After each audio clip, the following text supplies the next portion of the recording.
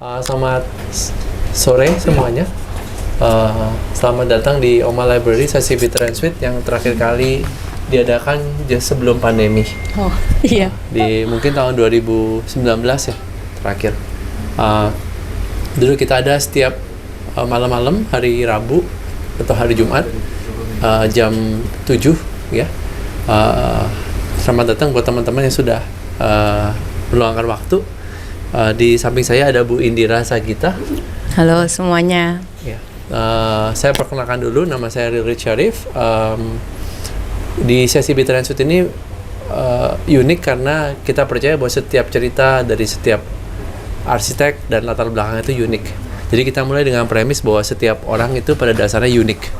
Dengan begitu, seiring dengan perjalanan dia mencapai kedewasaan, itu akan makin lama itu makin egonya itu bisa terhandle gitu. Dan melalui sesi suka ya dan duka, sweet and bitter, ini semua bisa tervalidasi dan menjadi sebuah cerita yang spesial. Nah di sini tentu saya ada yang spesial di samping saya, namanya Bu Indira Sagita. Saya bacakan dulu profilnya. Beliau adalah former Associate Director of Broadway Malayan Singapore. Jadi nanti bisa cerita tentang apa sih dinamikanya, bedanya bekerja di Indonesia, di Singapura, dan bagaimana pada waktu Singapura dihantam resesi gitu ya, di tahun 2009 2010 ya. Jadi di situ ada financial crisis. Beliau sebelumnya ya lulus di Universitas Indonesia, lulus dengan gelar sarjana pada tahun 2016, memulai karir profesional di Singapura. Sebelumnya pernah kerja bareng Mas Aang dan kawan-kawan ya. Lebih kayak zaman-zaman kuliah gitu. Jadi intern di kakak-kakak. Ya, ngerjain proyek-proyek hypothetical ya. Jadi habis itu bergabung dengan SAA Architects di tahun 2017.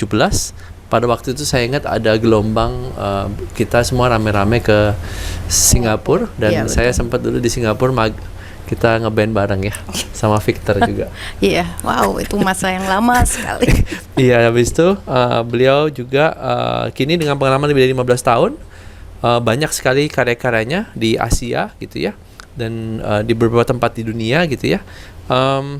Terakhir kali sebagai Associate Project Lead di Woods Bagot Singapura dan Associate Director di tadi sudah saya sebutin Broadway Malayan Asia, merancang, mengkoordinasikan, mengelola proyek berskala besar mencakup berbagai sektor, kantor, pusat perusahaan teknologi, retail skala besar dan mixed use development. Sebagai konsultan wira swasta, ya kembali ke Indonesia dan juga menyebarkan nanti ke begitu banyak tempat gitu ya. Kita doakan mulai Juli 2023 dan terus berjuang sampai sekarang. Jadi beliau perjuangan pasti tidak mudah, masa-masa kembali pertama pasti juga tidak mudah. Oleh karena itu Omah dan kita semua hadir untuk mendukung beliau. Kita kasih aplaus dan ceritanya ya. Ya, terima kasih semuanya.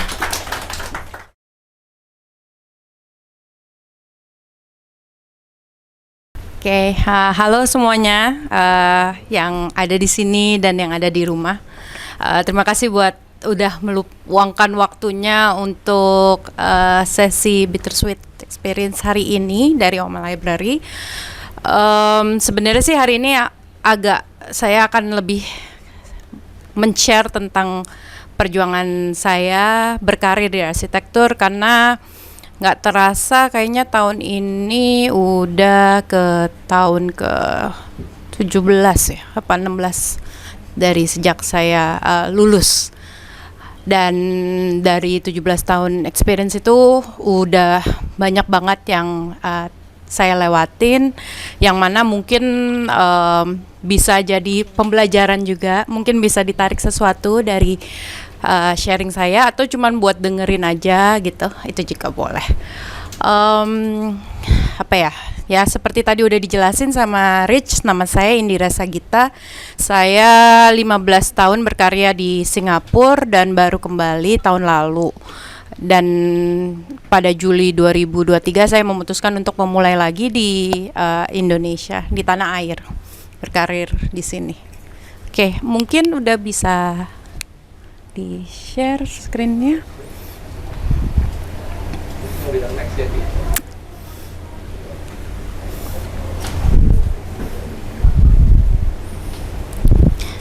Pada ini ya, lemes ya. habis harian ya. Semoga nggak membuat ngantuk ya. Seharusnya sih seru gimana gitu. Kita tunggu share screen-nya dulu. Oh iya, jadi waktu balik kemarin itu, di sini ada yang belum jadi anggota IAI nggak? Ya, jadi itu kemarin itu waktu balik ke Jakarta, saya nggak pernah, cuman intermezzo aja. Dari dulu pindah ke Singapura itu, saya berpikir bahwa saya akan berkarir di luar Indonesia seterusnya gitu, either di Singapura atau pindah-pindah ke negara lain, karena pada dasarnya saya suka traveling dan arsitektur adalah salah satu cara saya untuk bisa mewujudkan hal itu dengan bekerja ngerjain project di negara-negara lain. Jadi pada saat dulu tidak pernah terpikir untuk saya untuk join Ikatan Arsitek Indonesia, but once kenyataan berkata lain, saya balik ke Jakarta, saya sedikit menyesal tidak melakukannya zaman dulu. Jadi saat saya balik itu hal pertama yang saya lakukan, karena saya ingin kembali berkarya di negara kita, di Indonesia, tapi I want to do it right gitu. Dan how to do it right dengan masuk ke dalam Ikatan Arsitek Indonesia. At least that's my start. Karena kalau di Singapura itu Ikatan Arsiteknya sangat kuat ya. You really if you want to have a career there gitu, sebagai arsitek yang diakui, semuanya harus melalui proses itu, dan maksudnya harus tahu regulasinya dan segala macam, biar bisa menghasilkan karya yang nggak cuman bagus tapi benar gitu. Jadi saya coba untuk memulai dengan at least daftar dulu di IAI. Dengan ini tahun ini saya masuk anggota baru IAI dan kebetulan langsung aktif di Jakarta Architecture Festival juga. Ada yang datang nggak? Sempat datang kemarin di Jakarta Architecture Festival, itu yang ada pamerannya juga, berlangsung selama hampir 2 bulan. Menarik sih, dengan balik dan join acara di organisasi seperti itu, saya berkesempatan untuk catch up sama teman-teman lagi, termasuk Rich nih yang udah berapa tahun ya? Mungkin lebih dari 12 tahun kali kita nggak ketemu, langsung catch up dan ketemu lagi, ngobrol-ngobrol di acara Jakarta Architecture Festival yang mudah-mudahan tahun-tahun depan akan terus ada, karena menurut saya acara-acara seperti itu penting agar kita bisa saling berdiskusi hal-hal yang nggak cuman secara politik atau secara garis besar gitu, tapi hal-hal kecil tentang desain dan architecture, what's you're doing gitu. Bahkan untuk anak-anak fresh grad yang baru lulus, setahun ini kalian ngapain aja gitu, satu sama lain catch up. I think it's really important for you to learn from each other, karena arsitektur itu sangat luas. Jadi apapun jejak pertama yang kalian step setelah keluar dari kampus, itu pasti berbeda satu sama lain, dan itu menarik sekali untuk saling mengetahui, karena nggak ada satu pengalaman pun yang sama. Oke, mungkin kita balik lagi ke presentasi, sharing hari ini. Jadi kan Rich bilang ini tentang bittersweet memories in design experience. Bagi saya, arsitektur itu lebih tepatnya seperti mengejar mimpi, chasing dreams. Waktu pertama kali saya suka arsitektur itu mungkin awalnya lahir dari rasa interest saya terhadap denah ruangan. Jadi nggak langsung tentang 3D build gitu, nggak langsung tentang fasad atau keunikan massing bangunan, tapi saya suka mengamati bagaimana sebuah ruangan itu direncanakan. Bahkan sesimpel, saya ingat banget waktu saya masih SMP, hampir tiap bulan saya ganti layout kamar saya. Kamar saya nggak gede loh, kayak mungkin sekitar 3x3 gitu. Hanya ada satu kasur, satu lemari, dan satu meja belajar gitu. Tapi hampir setiap bulan saya merearrange-nya karena kebutuhan saya selalu berubah atau mood saya selalu berubah, dan saya selalu merearrange layout itu. Jadi waktu banyak banget kayak ada permainan The Sims, aku nggak tahu apakah sekarang masih ada itu. Jadi zaman dulu itu The Sims baru aja mulai gitu, masih jelek banget deh ininya. Saya suka banget dengan walaupun dia secara desain nggak terlalu bagus, tapi kita bisa merencanakan ruangnya seperti apa dan menciptakan flow. Dari sini kita mau ngapain gitu, pergerakan manusianya bisa kita atur. Jadi itu salah satu awal ketertarikan saya di di architecture. Jadi waktu mau masuk kuliah saya milihnya awalnya saya pengennya di Unpar. Cuman nggak boleh sama orang tua karena jauh dari kota Jakarta maksudnya. Jadi untuk itu saya pilih Universitas Indonesia, yang which is pada akhirnya sih bukan saya yang milih ya, karena kan ada tes dan lain-lainnya, saya kepilih gitu masuk. Jadi saya cukup bersyukur bahwa saya bisa diterima di Universitas Indonesia, karena pada saat itu yang keterima sekitar 45 orang, dan salah satunya adalah saya menurut saya kalau itu adalah salah satu mimpi saya yang mungkin bukan terwujud ya, salah satu awal dari jalan menuju menggapai mimpi-mimpi saya selanjutnya. Oke, next. Jadi ini foto angkatan saya waktu itu. Saya itu angkatan 2001, jadi dihitung sendiri umurnya ada berapa sekarang. Masuk ke UI. UI ini sedikit berbeda ya kalau saya bandingkan dengan kampus-kampus lain, yang mana saya hanya tahu mungkin sekitar tahun ketiga atau tahun keempat setelah saya menjalaninya. Saya ingat waktu pertama kali masuk, kita nggak langsung belajar gambar gitu. Awalnya saya bingung, apakah ini arsitektur? Tapi kita malah diajarkan bagaimana mengamati, menganalisa, dan mensolusikan sesuatu. Saya ingat banget kita disuruh mengekspresikan sebuah kondisi dengan cara apapun. Ada teman saya yang pilih berpantomim, ada yang pilih untuk bernyanyi. Itu semua adalah tahun pertama kami di kampus. Tapi saya merasa bersyukur juga dengan proses itu, karena yang dilatih di situ adalah bagaimana saya ketika diberikan sebuah task tidak langsung ke jawaban yang jelas gitu. Kita harus melalui proses berpikir dan mencarikan solusi yang tidak langsung A gitu atau B, tapi ada banyak banget cara untuk mencapai solusi tersebut. Jadi lebih fokus ke prosesnya. Itu yang saya dapatkan selama 4,5 tahun saya di Universitas Indonesia. Oke, next. Tapi nggak cuman itu. Saya ngerasa waktu zaman kuliah itu UI itu jauh banget, Depok. Jadi maksudnya jauh dari aktivitas manusia-manusia lain, universitas-universitas lain pada waktu itu ya, karena kan transportasi juga masih kita kemana-mana naik kereta, KRL atau bus. Jadi dan kayak acara-acara seperti ini nih, ini sangat jarang sekali. Waktu itu untungnya senior-senior kami, Mas Aang, Mas Yori, mulai mengaktifkan kegiatan berkumpul saat itu di Aksara Kemang yang sekarang juga udah nggak ada.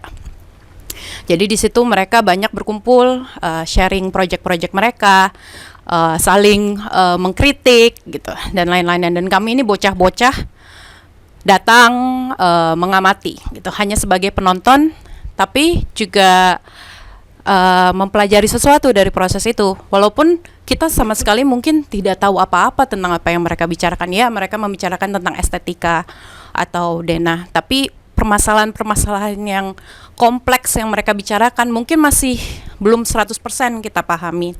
Tapi kita bersama-sama ya jalanin aja gitu bareng-bareng, terus sok-sok buat kayak apa tuh ya istilahnya, kayak kita ke rumah salah satu teman kita terus diskusi aja gitu ala-ala apa yang senior kita lakukan itu gitu dengan proyek-proyek kampus kita. Jadi ini teman-teman ini saya juga salah satu hal yang saya syukuri bahwa di perjalanan arsitektur saya ketemu orang-orang ini. Mereka itu bukan orang-orang yang dari kampus saya. Jadi kita ketemu secara tidak sengaja, sama-sama aktif di kemahasiswaan dan mungkin suka datang ke acara-acara seperti yang diadakan oleh Mas Ang dan lain-lain. Mereka ada yang dari Trisakti, ada yang dari BINUS. Jadi memang kita tidak sengaja bertemu dan menjalin pertemanan. Sampai akhirnya sekarang ini mereka sudah membangun biro-bironya masing-masing dan sudah bisa dibilang menuju sukses lah di dunia arsitektur Indonesia. Ya, Jong Arsitek itulah nama yang sebenarnya mereka sih yang sisa-sisanya itu yang bikin, karena nggak lama setelah saya lulus saya langsung meninggalkan mereka dan Indonesia menuju Singapura. Oke, next. Nah, masa-masa bersama mereka itu seru banget menurut saya, karena kita selain saya dapat mengenal dan merasakan bekerja di tim seperti Mas Aang yang sudah lumayan established ya pada saat itu, saya juga berkesempatan untuk mengerjakan proyek-proyek yang sedikit berbeda gitu. Ini proyek-proyek ini nggak ada yang terbangun ya, tapi saya yakin semua ini adalah sesuatu yang jadinya sesuatu di zaman sekarang, karena kita mengerjakan urban architecture dan proyek yang kita kerjakan di CP Biennale ini lokasinya di Blok M, di Lapangan Banteng, dan public space yang saat ini sudah mulai terubah menjadi sesuatu yang lebih untuk publik.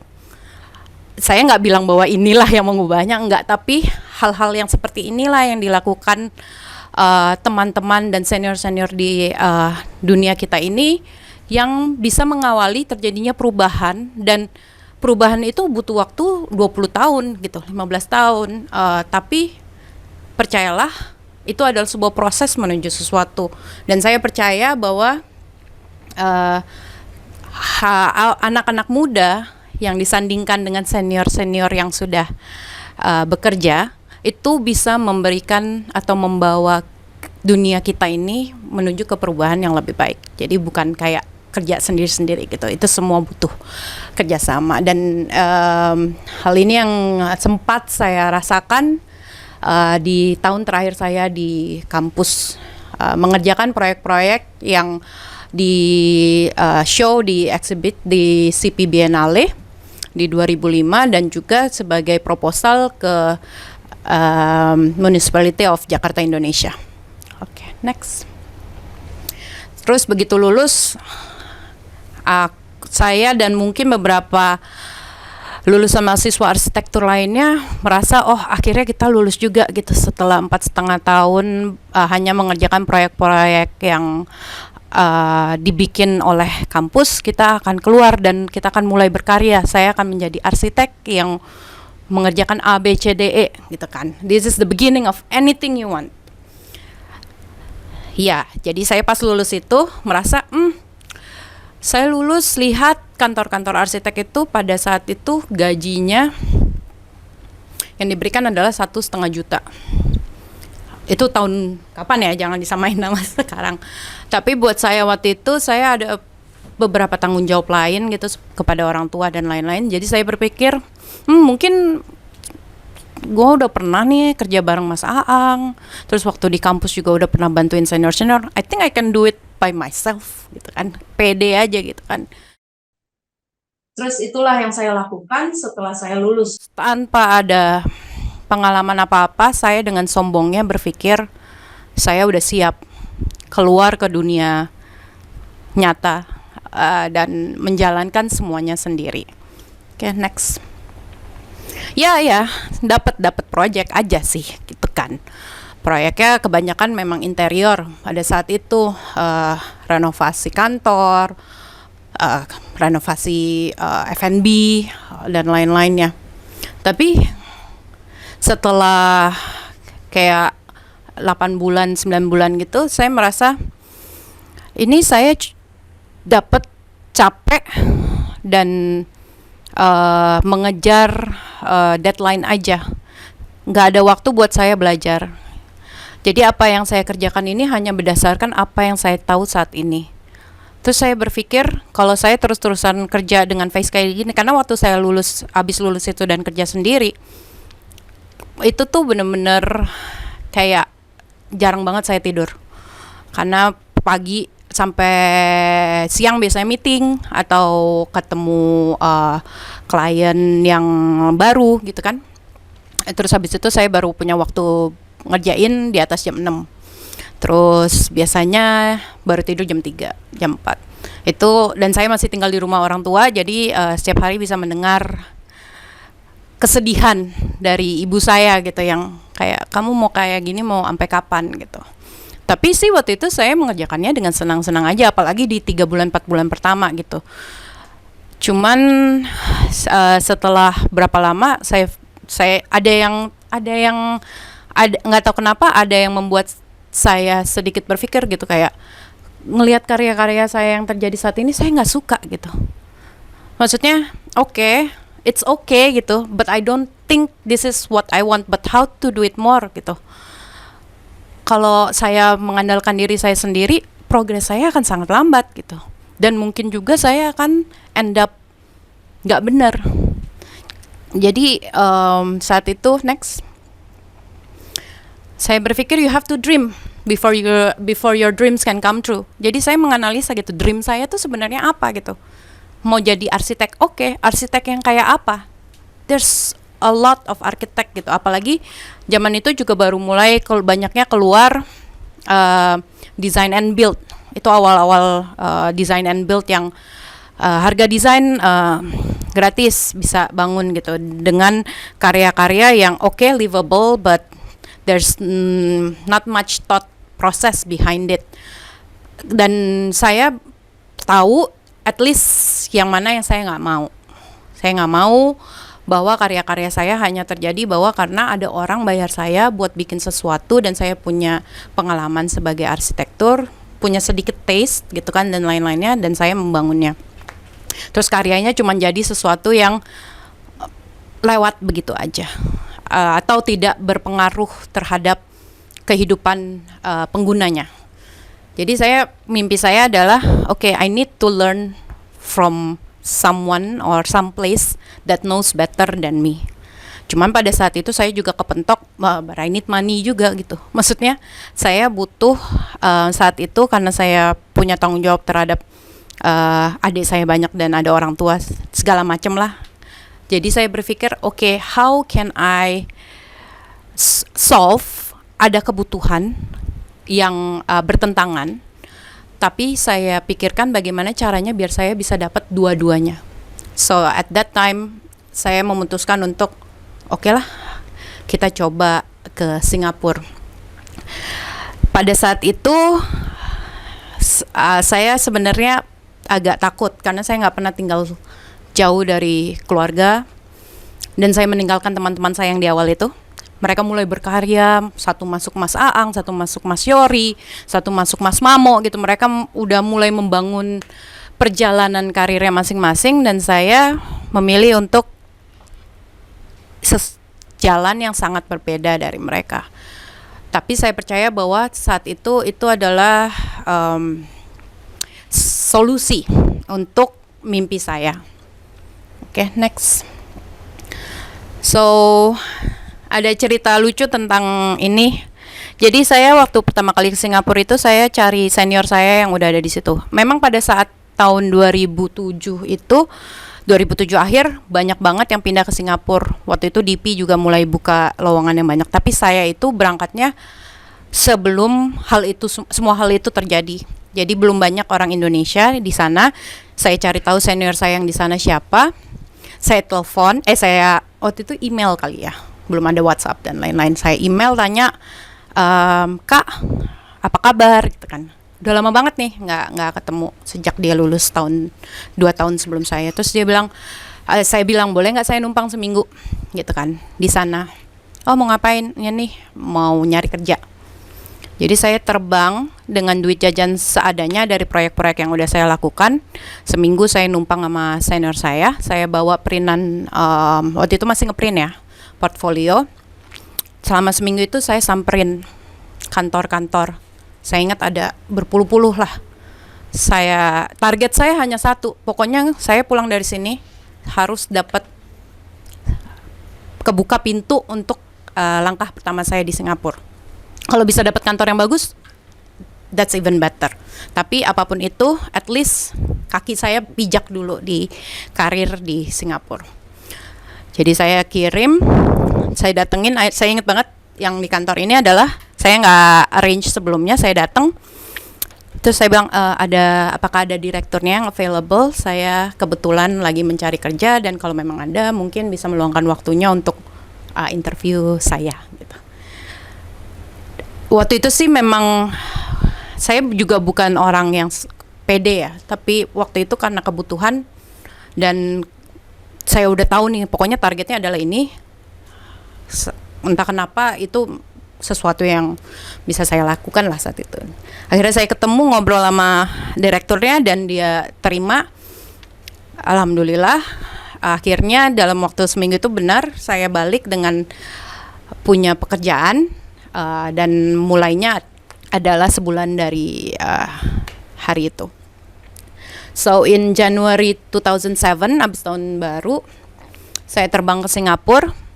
Di situ juga saya masih numpang sama senior saya yang lain selama sebulan awal, karena waktu di Singapura itu kamu dapat kerja, tapi kan kamu belum dapat duit. Ya, jadi di sana tuh kan ada living cost-nya, kamu harus bayar sewanya dan duit yang udah saya kumpulkan dari proyek-proyek saya sebelumnya sudah habis di yang seminggu saya. So I put all in di seminggu itu.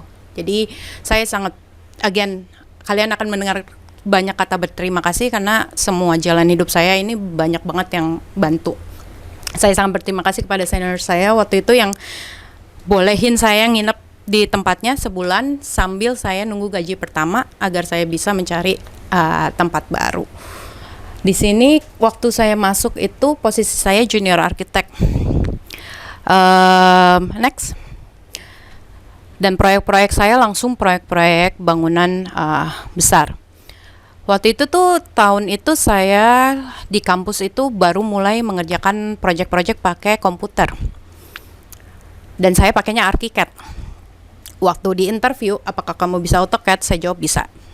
Padahal waktu itu ya nyalain aja gitu kan ya, maksudnya nggak tahu-tahu amat. So in 1 week, untungnya saya lagi bersyukur ada orang Indo juga tuh di situ, anak ITB namanya Sam Atit. Dia bilang, lo nggak bisa CAD ya? Iya, lo mau bantuin gue nggak? Oke, jadi dalam seminggu itu kayak ekstra ngebut. Saya belajar AutoCAD, belajar SketchUp, dan lain-lainnya untuk mengejar standar yang dibutuhkan oleh kantor itu. Karena kan yang penting saya pokoknya udah masuk, bertahan, maju gitu kan. Itu aja. Jadi saya percaya bahwa tools itu membantu agar saya bisa maju. Kenapa? Kalau kita bisa pakai toolsnya, kita nggak perlu lagi mikirin gimana sih caranya ini, ngerjain ini, but instead we think about how to make the design better gitu. Jadi waktu itu tackle, makanya saya memasang target bahwa dalam waktu minggu pertama semua tools itu harus bisa saya cover.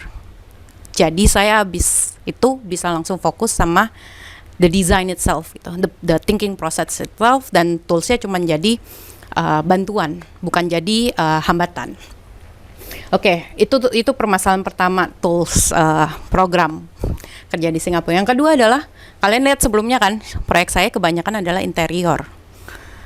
Terus langsung diberikan proyek yang lumayan besar.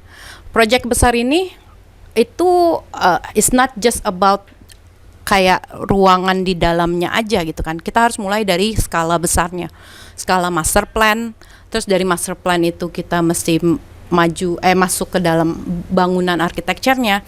Habis dari bangunan arsitekturnya kita juga harus meresolve masalah layout di dalamnya, core-nya, toiletnya, structure-nya dan lain-lainnya. Of course, karena saya juga junior arsitek di saat itu, saya punya senior yang sebenarnya banyak mengerjakan ini, proses thinking prosesnya banyak dari dia, gitu kan. Dan saya belajar banyak dan juga bersyukur bahwa saya dapat senior yang bukan cuma nyuruh, tapi mengajak saya berproses bersama-sama. Jadi setiap kali ada perubahan atau setiap kali ada tugas baru, kita akan duduk dulu nih berdua untuk mensolusikan atau mencari jalan which way we want to go to do this project gitu. Sebelum kita akhirnya maju ke direktur untuk present internal first. So proses-proses yang terjadi di kantor pertama saya ini sangat penting bagi kelangsungan karir saya, karena saya percaya bahwa architecture is not just about you. Kalau ada yang bilang gua ngerjain ini sendiri, saya nggak akan percaya sih. Karena mau itu cuman proyek rumah, maksudnya proyek rumah arsiteknya satu orang gitu, namanya dia gitu, itu pasti ada banyak orang di dalamnya juga, baik dari kontraktornya, strukturnya, MEP-nya gitu. Bahkan untuk proses dia desain pasti dia membutuhkan input dari orang-orang itu yang membuat desainnya lebih baik. Jadi menurut saya arsitektur is a collaboration proses gitu, dan itu kayak lompat hampir berbalik banget dengan waktu saya lulus kuliah gitu. Waktu saya lulus kuliah kan saya bilang saya bisa lakukan semuanya sendiri gitu kan, dengan PD-nya, sombongnya, nggak usah kerja sama orang, saya bisa sendiri. Dengan saya masuk ke sini, pemikiran saya totally change gitu. Dan untungnya juga, bukan untungnya, maksudnya sebuah peranan yang penting juga adalah saya mendapatkan mentor. So it's really important to have a mentor gitu. Nggak cuman kalian nggak kerja sendiri, tapi juga maksudnya sebagai calon-calon atau baru lulus dari arsitek itu penting juga mencari mentor yang baik gitu. Karena kalau kalian sering ngeluh tentang mentor kalian, I think you really need to think whether that's the person that you want to follow gitu. Karena gimana pun juga, walaupun kalian pikir I don't want to be him, atau dia begitu how to say is not a good person atau apa, pada akhirnya karena kamu spend so much time with them, menganalisa atau memahami cara berpikirnya mereka, tanpa kalian sadari kalian akan mengambil sari-sari itu juga gitu. Itu akan membentuk kalian. So I'm grateful karena aku ketemu mentor yang nggak cuman memikirkan kesuksesan dia sendiri dalam karir saya. Selama 1,5 tahun ini saya dipromosiin 2 kali. So this is like one of the first Excel's career. Jadi nanti kenapa saya bisa nyampe ke posisi saya terakhir yang di Singapura itu, it's also not only because of me, tapi karena saya mendapatkan mentor-mentor yang cukup baik dalam perjalanan karir saya. So di proyek ini juga pertama kali saya terbang ke India. Nggak tahu apakah karena mukanya saya kayak India, jadi saya sering banget dapat proyek-proyek ke India. Dan pertama kali saya terbang ke India, saya ingat banget karena saya junior arsitek, saya nggak punya privilege yang namanya priority booking ya, atau apalah itu namanya. Jadi kita nggak, sebenarnya itu waiting list, saya dan direktur saya dan senior saya, mereka dapat dan saya nggak. Jadi saya harus nginep semalaman di airport India sendirian. So itu pengalaman seperti itu yang kalau dipikir sekarang lucu ya gitu, tapi waktu saya jalanin waktu itu saya ingat banget. Saya sendirian, perempuan umur 24 tahun, nggak pernah ke India sebelumnya, nginep di airport sampai pagi, dari jam 12 malam sampai jam 6 pagi flight saya. the only thing that I can think of that time is how to make sure that I'm safe. Jadi saya nutupin, saya cari kursi, saya nutupin diri saya sama troli-troli. Biar kalau saya ketiduran, at least kalau ada yang mendekati saya tahu nih ada bunyi-bunyi. So yeah, that's one of experience yang mungkin saya hanya bisa dapatkan karena saya punya kesempatan untuk ngerjain proyek-proyek di luar Singapura dan Indonesia. Oke, next. Terus sebelum saya pergi meninggalkan SAA, kenapa saya meninggalkan SAA pada saat itu? Karena senior saya resign. Terus saya berpikir I don't have any more to learn here gitu. Maksudnya at least dari person yang saya biasa belajar sudah tidak ada di situ. Dan saya punya target waktu itu, oke, stay di Singapura itu cukup 3 tahun, abis itu saya mau pindah ke negara lain. Kan itu kan target, salah satu mimpi saya juga pengen traveling gitu. Dan sejak di Singapura, tahun pertama, tahun kedua saya mikir, I think I can travel with this career gitu. Karena banyak teman-teman seperti Rich waktu itu juga udah ke UK, dan teman-teman lain udah terbang-terbang kemana-mana. Jadi saya pikir, I think that's a good idea. So, how to achieve that dreams, saya mikir, gimana ya? Oh, berarti saya harus pindah ke kantor internasional. Karena kan kalau pindah ke kantor internasional, yang misalnya kantornya dari US, bukan lokal Singapura, there's a good chance either saya bisa pindah ke cabang mereka di negara lain, or at least with the same experience, I can go to another company yang punya kantor di negara lain dan apply ke situ directly seperti waktu saya nge-apply ke Singapura gitu. So that's my plan. Jadi saya ingat ini proyek terakhir saya ngerjain sekolah dan saya tinggal sendiri karena senior saya udah nggak ada. Jadi saya ngerjain ini sendiri, ketemu kliennya, ketemu guru-guru dan lain-lainnya. So all of that for 24 years old juga sebenarnya is not a good, is not the normal experience. Karena waktu itu nggak ada pilihan lain. Direktur saya merasa, kamu posisinya kan baru dinaikin, dan kamu satu-satunya yang baru yang ngerjain proyek ini, udah kamu bisa ngerjain sendiri gitu kan. Tapi kan beda ya, waktu itu ada senior gitu ya. Nah sekarang sama aja dong, saya ngerjain semuanya sendiri, belajar sendiri lagi dong. Tapi kan karena saya udah kenal kliennya dan they trust me also, so I have to deliver. Tapi karena saya udah mulai nyari-nyari kerjaan lain juga, saat baru mau mulai construction, saya diterima di HOK. Dia kantor US yang punya di Singapura. And because I feel like that's my next step to achieve my dream, saya mikir, ngelarin project, pindah. Karena saya juga merasa, if I don't finish this, oke nggak ya gitu. Tapi kegreedian saya waktu itu membuat saya memilih pindah kantor. Tapi tenang, nanti ada karmanya kok. Ya, jadi makanya fotonya yang di bawah itu waktu saya tinggalin, loh kok kenapa jadinya warna-warni gitu kan, desainnya tuh yang di atas.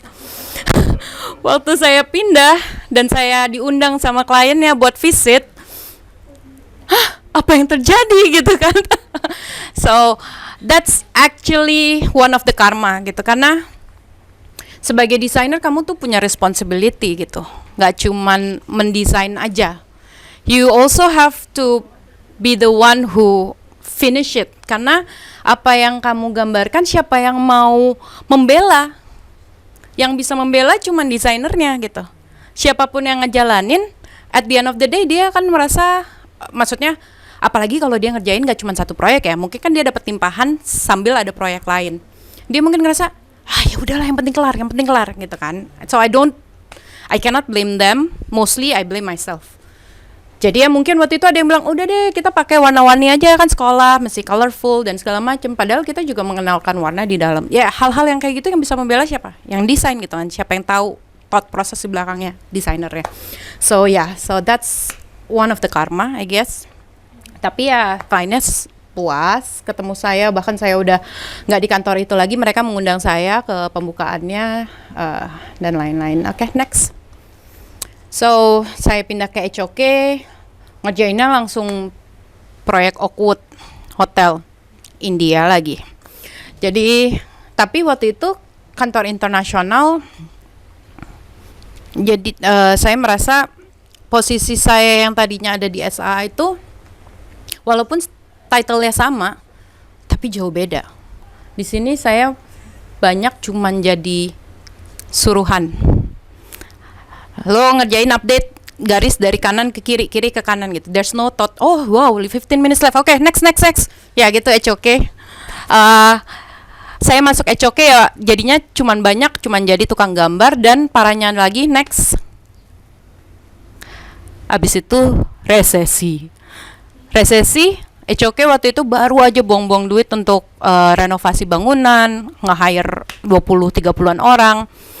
Proyek mereka banyak di US kan, HOK US-nya nggak punya proyek, yang diambil proyek-proyek Singapura. So HOK-nya akhirnya have to cut people and eventually close down within 2 years after that, dan saya salah satu korban. Jadi setelah meninggalkan SA dan proyek saya kena resesi. Terus gimana dong mimpi saya yang mau keluar dari Singapura setelah 3 tahun? Bye. Pada saat itu, bye. Saya pikir, udah dong nih, berhenti, balik dong ke Jakarta. Tapi tetap ngotot. Akhirnya saya tunggu 1 bulan sampai agak kalem. So saya cari lagi. Next. So it's a good architect is not only about having a good taste and great software skills. Itu juga take an awful lot determination, dedication, and hard work. Tapi juga timing, chances, and good luck, which is apa yang saya alamin. Dan next, saya berpikir waktu itu ya udah deh. Yang penting saya tetap maju dulu, di Singapura dulu. Nanti kita coba lagi. Gitu. So saya masuk ke cari-cari kerjaan. Saya masuk ke kantor yang isinya cuma 5 orang. Kantornya kecil banget. Tapi waktu itu satu-satunya yang menerima saya. Karena yang lain pun pada kantor-kantornya pada melepaskan banyak orang. It's one of the biggest recession in Singapore. I think a lot of my friends went home also in that period. Next. Jadi saya balik lagi ngerjain renovasi rumah, bikin rumah. Tapi ada satu proyek yang saya dapatkan yang banyak membantu saya di perjalanan karir selanjutnya. Saat saya dapetin proyek ini udah baru mau masuk Didi. Jadi instead of terlibat di desain awal, saya banyak belajar bagaimana mensolusikan yang sudah ditinggalkan sama desainer. Jadi karmanya adalah apa yang saya lakukan di proyek sekolah itu saya dapat sekarang, karena saya dapat proyek yang orangnya resign dan saya harus menyelesaikan. Dan bahkan saya nggak kenal orangnya sebelumnya. Tapi saya pikir saya nggak mau kayak apa yang terjadi pada saya. So I take my experience as a learning process, dan what I tried here is I still do my best. Walaupun ini bukan sesuatu yang saya desain, tapi saya ingin menyelesaikannya dengan baik. So ini bangunan pertama saya yang benar-benar terbangun dari nol sampai selesai. Kondo di Singapura, sekitar 6 lantai. Okay, next. Paling nggak dari cerita ini so far is whatever is you're seeking won't come in the form you're expecting, karena saya pikir 3 tahun saya bisa pindah ke luar Singapura karena itu tadinya jalan yang saya pengen. Tapi saya akhirnya harus mulai lagi ke kantor kecil, bekerja dengan tim kecil dan ngerjain proyek-proyek yang skalanya balik lagi seperti dulu.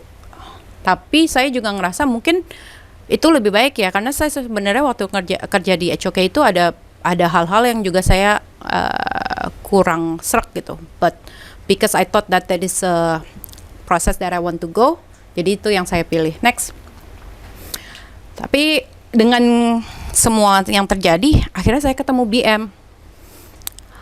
Mungkin kalau waktu itu nggak ada resesi di HOK, saya stay-nya di HOK gitu kan. Tapi karena ada proses stalling itu, saya jadi bisa menemukan BM dan saya menyadari bahwa tempat ini pas nih buat saya. Saya ketemu mentor lagi, saya ketemu proyek-proyek yang menarik, dan akhirnya saya berkarir di sini selama 11 tahun. Next. Prinsipnya apa? Big idea-nya BM itu creating places together. Dari kata-kata itu aja itu apa yang saya percaya gitu kan, karena saya percaya bahwa ngedesain itu harus bareng-bareng.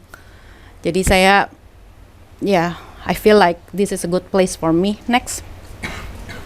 Dan proyeknya yang saya dapatkan kembali besar. Ini adalah proyek yang pertama saya dapetin. It's a school development gitu di Kuala Lumpur. Ada kayaknya kayak 6 bangunan gitu, tapi bangunannya nggak kecil-kecil ya.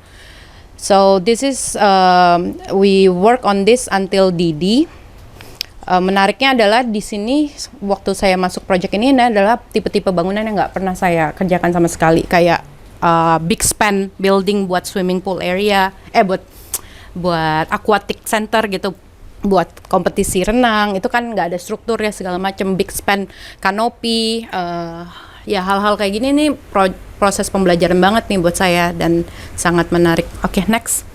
Tapi di sini saya ya di proyek tadi itu saya masih kayak ada senior lainnya. Nah, proyek ini juga salah satu turning point di karir saya karena waktu mendapatkan proyek ini saya memiliki 1 direktur dan 1 senior. Di tengah-tengah proyek direkturnya itu pecah. Maksudnya kantor saya yang direktur ini keluar. Dan yang senior saya ditarik sama si bos itu. Waktu itu saya juga diajak, tapi saya pikir I don't know why gue mau stay di BM ini. Tapi jadinya sama nih sama kasus yang waktu saya di SAA, saya harus ngerjain ini sendirian. Udah gak punya senior gitu. Maksudnya tetap ada, pada akhirnya saya dikasih kayak beberapa tim tambahan untuk membantu mengerjakan, tapi saya ngerjainnya banyak sendirian. Di sini juga banyak momen-momen di mana saya belajar karena sebagai anak, sebagai perempuan dan masih muda saat itu, untuk mengkomen ruangan itu adalah sesuatu yang cukup difficult ya saat kita masuk. Apalagi waktu awal saya diperkenalkan sebagai tim ya, junior. Dan di satu titik tiba-tiba saya diposisikan sebagai pemimpin rapat gitu. Kliennya pada awalnya ya of course kayak agak susah untuk menerima kata-kata saya gitu. Tapi setelah banyak pembuktian dan jalanin project ya, mereka akhirnya turnover dan orang-orang yang di meeting itu bisa mendengarkan dan bahkan mengikuti saran atau diskusi yang saya pimpin gitu. Maksudnya yang kita jalankan ini jadinya sama-sama gitu. Please remember that I'm not here to be your problem gitu. I'm here to be your solution gitu. Itu intinya yang saya sampaikan ke klien saya selalu. Okay, next. So this is my second build project tadi, TTDI di Malaysia. Terus yang ini mungkin kalian tahu Cubic di BSD ya. Awalnya namanya Big Box. So also this is another project that we work on. Kita memang ngerjain ini cuman sampai DD, abis itu dilanjutin sama local architect. So mostly project-project yang saya lakukan di sana, karena kita international company, kita selalu punya tim lokal yang mengambil projectnya dan lanjutin di proses DD. So ya, next. Dan next thing that pembelajarannya saya lalui adalah melewati kompetisi. Dan kompetisi ini adalah kompetisi yang cukup besar, bersaing sama orang-orang seperti Zaha Hadid, Oma, dan lain-lain gitu. Oke. Di situ mungkin kalau ada yang mau lihat nanti atau nanya-nanya bisa setelah sesi, karena sebenarnya banyak banget yang bisa kita share di sini. Next. Proses pembelajaran tentang konsep.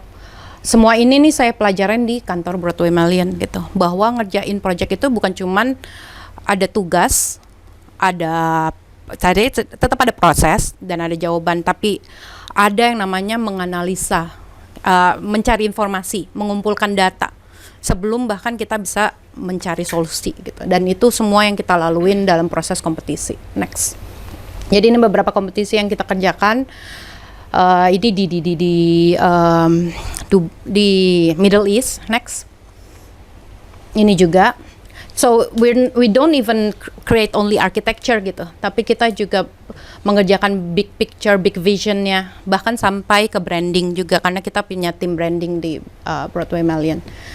Next. So even how to explain our vision, kita tuh membaca dengan reading the site dan how to apply it on the site gitu. Hanya dengan dari analisa lingkungannya, environmentnya, terus usernya, kliennya dan lain-lainnya kita coba terjemahkan dengan bagaimana kita membagi bangunannya, mengarahkan bangunannya dan lain-lainnya. Dan itu harus dijelasin. One thing that I know when I came back to Jakarta, proses-proses seperti ini nih dipotong banget. Kalau ke klien tuh bahkan mungkin saya yang belum dapat klien yang cukup baik juga atau gimana, tapi maksudnya banyak yang tidak bukan mengignore ya, tapi oh yaudah deh langsung aja gambarnya mana gitu. Maksudnya langsung ke gambar akhirnya. But I don't think that's not because they are not a good client gitu. Tapi memang kebanyakan edukasinya memang langsung ke produk gitu. Tapi thought process di belakangnya tuh kurang ada educating the client that it's also important to know that this building affect to your life gitu. Bagaimana bangunan ini akan membentuk kepribadian kamu gitu, keseharian kamu dan hal-hal seperti itu. Oke, next. Ya, jadi ini ada beberapa.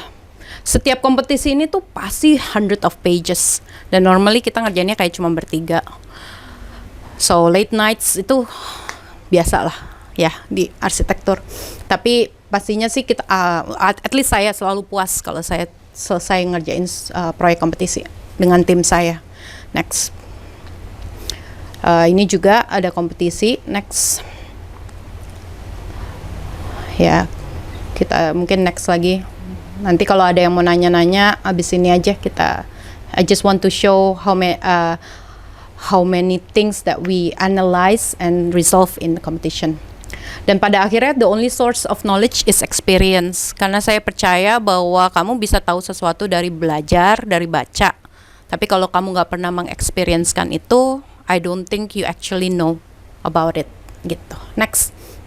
Jadi pada saat karir saya di Singapura itu end with ada yang namanya spesialisasi. Dan saya spesialisasi pada saat itu adalah workplace design. So for me, ngerjain workplace design itu udah sesuatu yang nggak cuman menyenangkan, but actually I know about it gitu. Kalau ada klien datang, saya tahu gimana cara memberikan solusi untuk core yang efisien, cara menganalisa dan memberikan mereka solusi bagaimana entrance-nya atau fasad yang hadapnya kemana dan lain-lainnya, public space-nya seperti apa. Next. Dan kayak efisiensi, flexibility, hal-hal seperti ini udah sebuah standar yang saya aplikasikan ke project-project saya. Bagaimana ngatur kolomnya biar efisien, gak cuma buat office di atas, tapi kalau ada parkiran di bawah dan hal-hal seperti itu gitu. Itu udah kayak sesuatu yang saya tanpa sadari udah tahu aja gitu. Jadi once the base things covered, I can even more focus ke hal-hal yang lebih kreatifnya gitu, hal-hal yang lainnya. Next.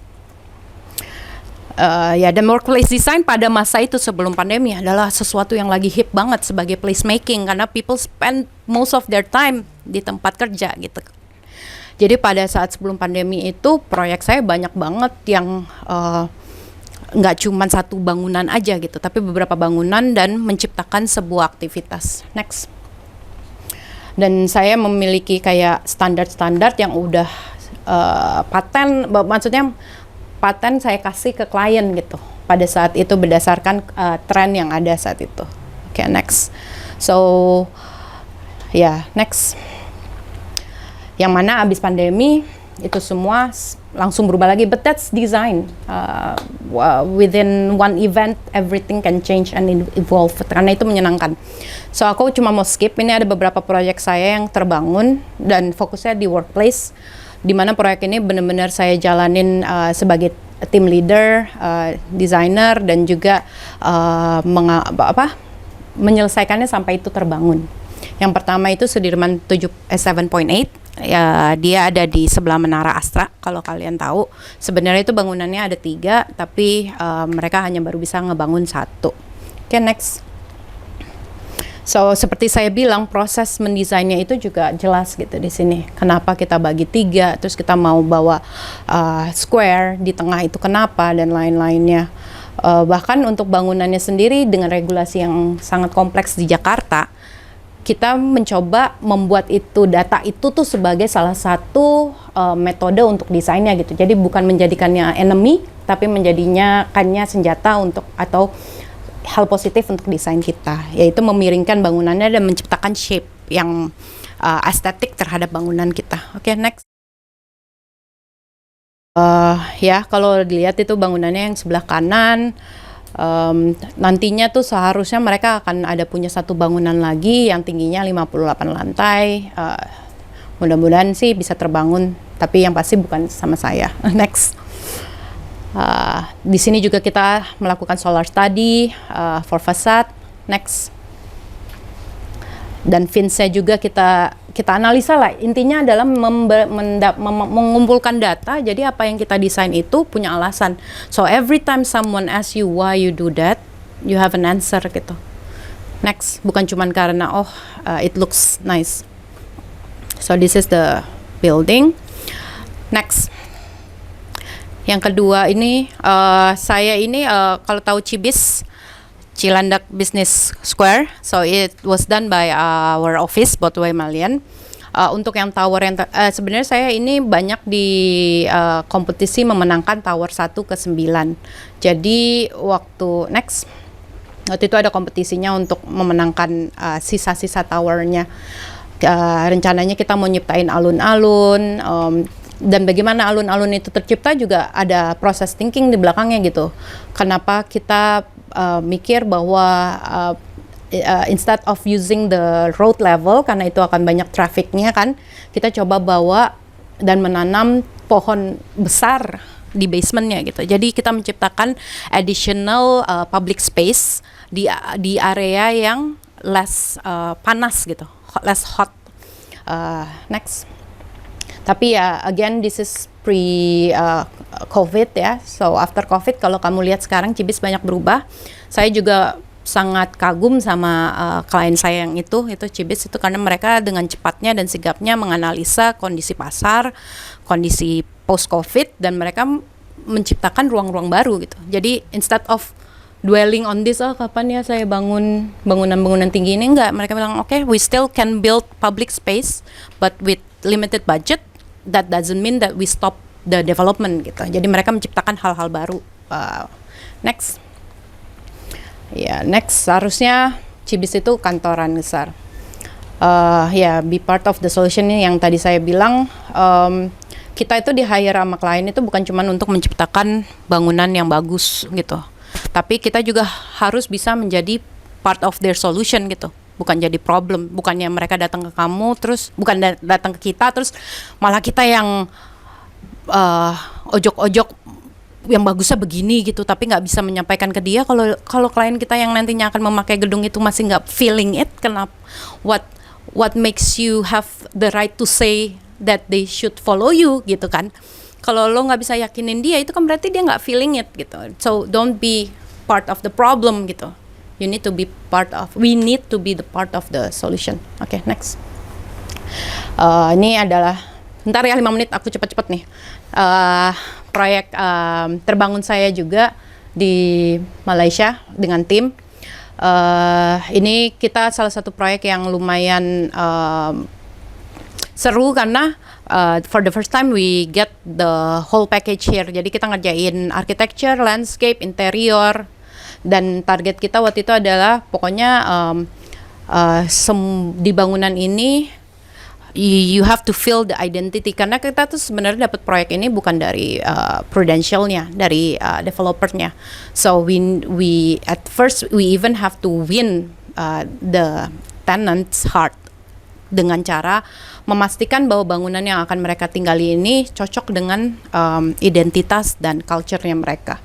So we went through the process of mempelajari si tenant kita itu juga gitu, nggak cuman si kliennya. Okay, next.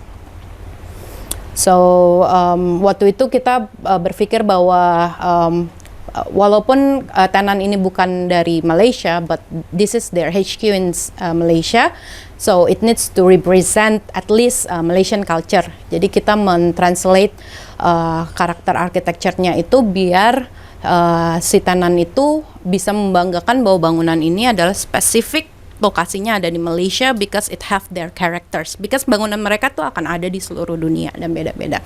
So this is we translated from the traditional Tengkolok headdress, dan juga pattern shape itu kita aplikasikan di pattern interiornya juga.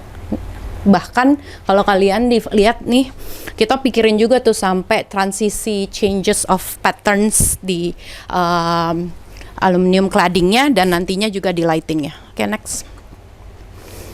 Yeah, so if you can see, we apply it even in the interior, di lobby, dan di landscape. Next. Dan ini sebenarnya kita juga, wah ini sebenarnya bakal panjang sih, tapi ya udah deh, skip aja deh. So much things to share, but it's okay, next time maybe. Okay, next. Ya, jadi ya karakter itu juga, jadi saat kita menjanjikan sesuatu kepada klien tuh, kita juga have to make sure that we deliver it well gitu. Nggak cuman diada-adain dan cuman ditaro karena kita udah janji gitu. So we have to make sure that whenever we apply it, baik di signage, di interior gitu, di architecture, itu kita well thought gitu. Kayak walaupun patternnya seperti ini, tapi nggak selalu harus kayak gitu plek-plekan kita apply di mana-mana gitu. Kayak ini nih di landscape-nya kita bikin texture shape buat landscape-nya, itu semua bisa terjadi karena I really have a good team sih. I have a good team landscape team, terus interior yang mana mereka mau gitu bersama-sama dengan kita yang maksudnya saya yang arsiteknya, kan ada landscape, ada interior, walaupun kita yang mimpin gitu arsiteknya, tapi mereka mau percaya bahwa let's do it this together untuk memberikan produk yang kliennya bangga gitu. Jadi I believe that a great team make a great project sih. Next. Yeah, so this is the architecture nih, lampunya ini nih, kliennya juga minta kalau bisa nanti bisa ganti-ganti color. Jadi nanti kalau kayak ada acara ulang tahun Malaysia, bisa berubah jadi merah gitu, atau merah putih dan lain-lain. Oke, next. Next. So this is the first project that I get confirmation bahwa finally kayaknya gue udah lumayan balik lagi nih ke apa yang gue inginkan, walaupun masih di Singapura ya, but I did a project that can actually have my name written down as the team member gitu. Maksudnya nggak cuman kepuasan batin karena bukannya gara-gara masuk artikel, nggak kayak gitu, tapi at least it really shows that, karena waktu tahun 2009 waktu saya di layoff itu, saya benar-benar berpikir gila nih, bad luck banget, atau apakah emang saya nggak cocok ya di karir ini gitu. So there's a lot of questioning in myself, karena saya lihat apa seharusnya saya tinggal aja di Jakarta, be like what my friends did gitu, belajar dari arsitek-arsitek yang cukup oke juga kok gitu, maksudnya dari Mas Aang gitu, Mas Mamo gitu, Mas Yori, they're really good architects gitu. Apa did I took the wrong turn gitu? But when it finally reach to this point, lama loh, ini kayaknya baru tahun 2018. It takes a very long time sampai akhirnya saya ngerasa it's okay, I think I'm okay gitu. I think I did the right, I choose it right gitu, at least right for myself, karena saya ngerasa this is what I enjoy do gitu. Nggak cuma ngedesain, tapi bekerja bersama-sama tim besar, mendevelop, mengkoordinasikan semuanya bersama-sama, menjalani untuk mencapai sesuatu yang baik dan bisa dinikmatin oleh banyak orang, nggak cuma pada saat hasilnya, tapi juga pada saat prosesnya gitu. So I do enjoy and feeling grateful for my career lah. Next. Dan last one ya, abis ini kita skip aja. Ini adalah proyek terakhir saya di BM. It was one of the best experience. Ini proyek saya bersama Google. Google ingin membangun HQ dia di India. Next, so we actually did a competition, and we won. Jadi mereka tuh prosesnya yang kita laluin itu basically kayak menggabungkan tiga bangunan menjadi satu. Floor plan-nya sendiri besarnya 12.000 square meter. 12.000 square meter itu kalau yang kayak Menara Prudential itu cuma 2.400 ya. Jadi satu bangunannya itu ada 6 buah Menara Prudential. Next. So it was a exciting experience karena bangunannya sesuatu yang belum pernah saya kerjakan, dan kliennya juga sebuah klien yang bisa dibilang beda kelas lah ya, karena with Google is everything have a process. Bahkan sebelum ketemu yang A, kita harus melalui proses yang namanya dia hire arsitek lain buat mereview kerjaan kita, kayak gitu-gitu. Jadi there's a lot of stages of ya gitulah untuk memastikan briefnya klien itu nyampe ke kita, tapi dipastikan oleh arsitek lain. So if two architect already said that the brief is alright, then maybe it's okay gitu kan. Next. Ya, jadi again ini kita skip aja, tapi di proyek ini saya mau share satu. Di meeting itu saya ingat banget meeting pertama, karena walaupun kerja bareng Google tapi kita juga mewakili developer. Di meeting itu karena lokasinya di India, isinya juga timnya dari India. Dan if you know, in India itu mostly cowok ya, untuk orang-orang yang bekerja di industri construction ini. Jadi waktu saya masuk itu nggak ada yang ngeh kalau saya adalah arsitek. Maksudnya saya adalah tim leadernya. Jadi pas masuk itu saya ditanya salah ruangan ya atau gimana gitu. But at the end of the day, pada saat saya mulai mengerjakan, mereka akhirnya mulai menyadari bahwa saya pantas untuk menjalankan ini. Kenapa saya cerita hal-hal seperti ini? Karena saya lihat di sini juga banyak perempuan dan nggak mau memainkan gender. But I think this is one of the thing that I want to share as well. Hal-hal seperti ini kalian akan temuin, tapi harus kalian tahu bahwa itu nggak boleh jadi alasan. Karena apa yang mereka lakukan ke kamu itu pilihan mereka, tapi apa yang kamu lakukan terhadap hal itu pilihan kamu gitu. Jadi just focus on you, do the best that you can, and you will prove yourself. Maksudnya itu benar-benar prinsip itu yang aku pakai dan membawa saya ke posisi-posisi yang menurut saya sebagai bukti bahwa being a woman, Asian woman, bukan jadi masalah gitu. And it shouldn't be a problem. So saya pengen menyemangati nih untuk teman-teman yang ada di rumah atau di sini bahwa jangan jadikan itu alasan sih, karena kita bisa kok gitu, asal kita tahu harus fokusnya di mana. Don't focus on the bad thing, focus on the good thing gitu. Oke. Kita bisa skip langsung ke belakang. Next kita udahin aja. Aku cuman mau ke page terakhir. Oke, sebelumnya sorry, just to close this today, page sebelumnya boleh? Sebelumnya lagi, next. Jadi buat saya itu proses menjalankan ini sangat banyak ceritanya sebenarnya, naik turun.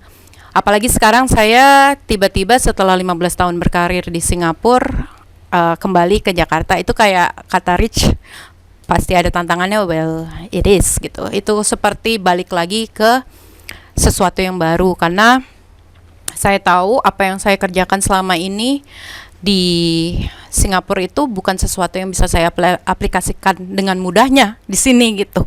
This is a very different world gitu. Project-projectnya di sini berbeda, but I feel that it will need some time to adjust. Tapi karena selama ini kita juga harus belajar di prosesnya, project apapun tuh sebenarnya it's something that we can do. Yes, we need experience gitu.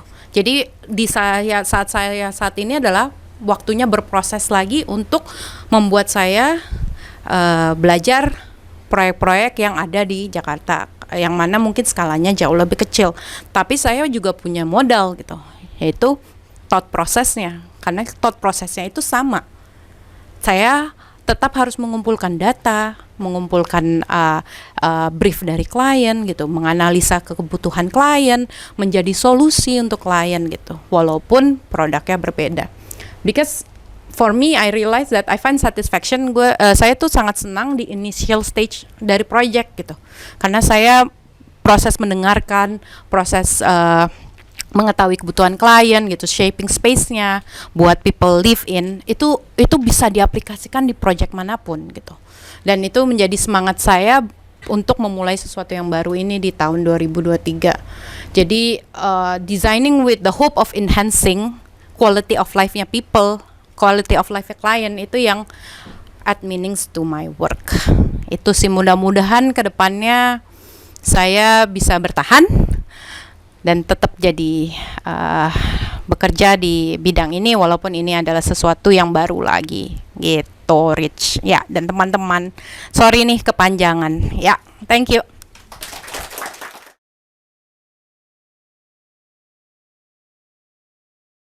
Mulai sesi Q&A ya, buat orang-orang yang tertarik untuk bertanya. Oke, silakan Mel. Perkenalkan Halo. diri ya, dan afiliasi. Halo Kak Indira. Ya, halo. Aku Melisa dari RAW. Oh, hai Melisa. Aku mau tanya beberapa pertanyaan. Iya, boleh. First questions. Kak Indira kan pindah dari A ke B ke C kan. Personally it's so cool, but I know it's not easy. Can you tell us what is your rock bottom and how you handle that rock bottom? And what is, kayak apa aja sih? Oke. Terus second questions, you have a lot of changing of environment and project, and you meet a lot of people ya, maksudnya range personalities. What kind of values that you learn from them and how you handle them? Everyone is different, right? Yeah. Terus kayak how you switch from one project to the other type of project. Oke. The third is what make you think that you want to choose this career over and over again? Thank you. Makasih, wow ya. Makasih nih ya, pertanyaannya sebenarnya sangat bagus gitu. Yang pertama itu rock bottom ya. Rock bottomnya tentu yang tadi ada resesi. Tapi sebenarnya buat saya yang paling rock bottom itu adalah proyek yang tadi saya bilang, yang TTDI, yang bangunan di Broadway Malian. Karena pada saat saya memulai proyek itu, saya tahu kliennya susah banget. Having a difficult client is actually the most difficult things in this profession. Buat saya ya, at least ya. Karena di mana-mana proyeknya akan panjang, akan belibet, punya masalah. Tapi punya teamwork yang baik itu membantu gitu. Teamwork itu kan nggak cuma dari kita aja ya, tapi teamwork dari klien. So for that project, kliennya agak difficult. Ditambah lagi, saya ditinggal gitu kan. Saya harus sendirian. Saya ingat banget 2 minggu setelah saya tahu saya harus menjalankan itu semua, saya kebangun di tengah malam, having a panic attack sampai ke UGD. Jadi it's real gitu. Karena kenapa? We are talking about a building gitu ya. Dimana saya waktu itu pengalamannya, proyek yang udah saya kelarin tuh cuman satu proyek yang 5 lantai residential. Di sini tuh bangunan office building yang gedenya 3 kali lipat dan tingginya juga jauh lebih tinggi gitu, sendirian. So setelah saya merasakan panic attack itu, saya mencoba, saya tahu ini rock bottom gitu, karena kalau saya terus kayak gini, ini saya namanya stuck gitu kan, stuck dan nggak tahu kemana-mana, yang ada menghancurkan banyak hal. Saya mungkin berhenti gitu kan. Tapi entah kenapa, malah waktu itu saya cari apa akar masalahnya. Masalahnya adalah saya nggak tahu, ya kan? Karena itu yang bikin panik adalah saya nggak tahu apa yang harus saya lakukan nih, gitu kan, untuk menyelarkan proyek ini. So in order to resolve my anxiety, saya harus tahu. So jadi saya fokusnya sama solusinya gitu. Jadi saya cari tahu. Saya banyak belajar sama teman-teman yang lain. Ini jalanin proyek kayak segede ini tuh prosesnya gimana sih? Terus kalau ketemu klien yang seperti ini, kita sebaiknya gimana sih? Terus aku bahkan mempelajari kliennya. Jadi kalau dulu saya duduk meeting cuman mengamati masalah desainnya, saya belajar untuk mengamati klien. Psikologi klien, betul. Karena dengan mengamati klien lebih, kita bisa tahu bagaimana meng-approach kliennya. So human relationship is actually important. Kenapa? Kamu hanya bisa bernegosiasi atau berdiskusi kalau kamu bisa memberikan informasi dengan cara yang lawan kita terima. Kalau kita fokus sama kita dan kita hanya ingin didengarkan gitu, it won't go anywhere. Jadi saya fokus ke hal-hal seperti itu, dan membantunya adalah habis dari rock bottom itu, kenapa saya lompat ke yang 3, kenapa saya balik lagi mencintai karir ini, karena begitu saya selesai dengan masalah itu, resolve dan bangunannya terjadi, itu kayak apa ya rasanya ya, euforia gitu, bahwa I know the challenge is hard gitu. Apalagi ngeliatnya ke belakang, kalau dijalanin saya emang gak pas dijalanin itu kayak mati gitu kan, tapi pas udah kelar kita ngeliat ke belakang, challenge-nya extraordinary loh gitu. Tapi maksudnya berhasil dan terbangun. So every time it happens, reset lagi gitu semangat saya. Of course nanti kalau mulai project lagi nanti iya. Dan karena sudah berexperience seperti saya bilang itu, saat tersulit-sulit ke depannya, saya tahu it's okay, this is just a process. Suatu saat nanti euforia, kebahagiaan itu akan datang, dan itu hanya akan datang kalau apa? Kalau kita mengerjakannya dengan benar, kalau kita puas dengan hasilnya. Jadi setiap kali saya mau menyerah, saya balik lagi ke jangan, karena kesalahan yang lo lakuin hari ini lo akan rasakan 2 tahun kemudian gitu, di saat bangunannya jadi mendingan sakit gitu, maksudnya semangat terus, karena suatu saat yang akan happy siapa juga, ya lu juga gitu. Jadi itu jawaban yang ketiga. Tadi yang kedua apa ya? Oh, proyek ya, ganti-ganti. Klien saya, bos saya pernah bilang kalau kerja sama saya itu kayak bawa firefighter. Saya itu bisa membantu dia untuk mengkalemkan banyak masalah. Tapi menurut saya itu bukan karena desain saya gitu, tapi karena kemampuan saya mendengarkan orang, mendengarkan klien. Kamu bertanya kenapa saya bisa berpindah-pindah dari baik dari sebuah kantor satu ke kantor lain, atau proyek satu ke proyek lain.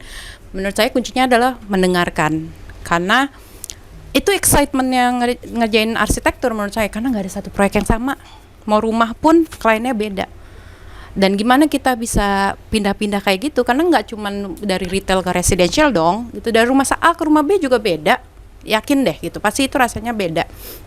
Itu kuncinya adalah mendengarkan klien sih, mendengarkan kebutuhan, terus habis itu membuat dia merasa didengarkan juga gitu. Jadi mengadjust diri saya untuk bisa menekan ego, tadi kan membahas ego ya, menekan ego bahwa gue bukan bintang acaranya nih di sini. Ini tuh bintang acaranya kliennya loh. Ini proyeknya dia yang dia akan tinggali. Dia akan ngelihat tiap hari gitu. Jadi they need to be the first one that you listen gitu. Solusinya baru bisa dari kita gitu. Yeah, gitu. Yang ketiga. Oke. Udah itu 3 udah habis. Ada 3 ya? Iya, maksudnya tadi 1 sama 3 aku gabung, ya kan? Oh iya. Oke, kita lanjut lagi ya ke yang lain. Ada yang mau bertanya lagi? Oke, silakan. Yang mungkin langsung aja ya, satu-satu ya. Melihat waktunya mungkin dirangkum pertanyaan dalam satu pertanyaan ya.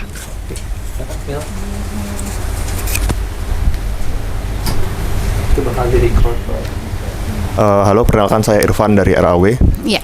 Kalau dari ceritanya Kak Indira tadi kan waktu di masa muda Kak Indira pengen ya udah kerja di luar negeri, terus berkarir terus di luar negeri. Tapi pada akhirnya kembali lagi ke Indonesia. Penasaran aja sih itu kenapa balik ke Indonesia? Apakah itu menemukan mimpi baru lagi atau gimana seperti itu? Tapi kalau terlalu personal saya minta maaf pertanyaannya. Oh iya, nggak apa-apa. Okay, first thing first. Halo Kak, I'm Chai from Rau. And senang sekali bisa hadir di sharing sessionnya Kak Indira. My question would be, how do you find? Maybe you can share the story of yours with us here. How do you find the pattern of your work that is sweet for you? And I mean, like maybe sustain for a long time in architecture firms. Okay. Thank you. Ada lagi yang mau Thank nanya? you. Saya bisa di wrap satu lagi. Anda? Di belakang. Itu pakai itu Prima, jadi bisa di Sini. Ini apa? Nama saya Prima, saya dari Pilo Arsitektur. Jadi saya tadi saya pengantar dari pertanyaan saya cukup panjang ya, jadi harap bersabar ya. Tadi Kak Idi sempat cerita kalau bagaimana Kak Idi bernavigasi di dalam dunianya laki-laki berhadapan dengan misoginisme mungkin misoginisme yang halus mungkin kali ya. Ketika tadi cerita waktu ada di India ternyata tim leadernya Kak Indi gitu. Sementara arsitek-arsitek yang lain di sana dan developernya sendiri cowok-cowok semua isinya gitu kan. Dalam bernavigasi di dunianya quote unquote laki-laki. Unfortunately arsitektur tidak friendly terhadap perempuan kan ya. Kalau misalnya ya saya sudah sering mendengar dari teman-teman saya arsitek yang perempuan dan mungkin kutipan yang paling terkenal Zahadid gitu. Zahadid bilang arsitektur itu bukan profesi untuk perempuan nih. Zahadid loh yang ngomong kayak gitu. Penerima Pritzker pertama perempuan ngomong kayak gitu. Kira-kira pertanyaan saya double. Kira-kira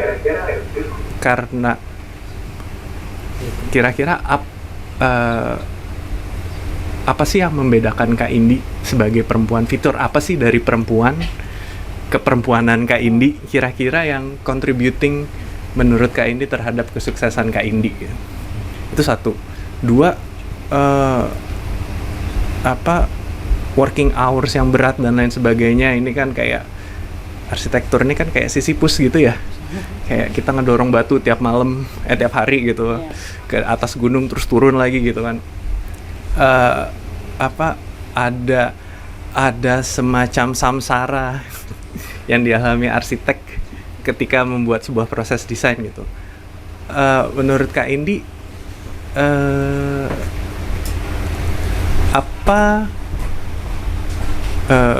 apa yang bisa kita improve dari keprofesian kita?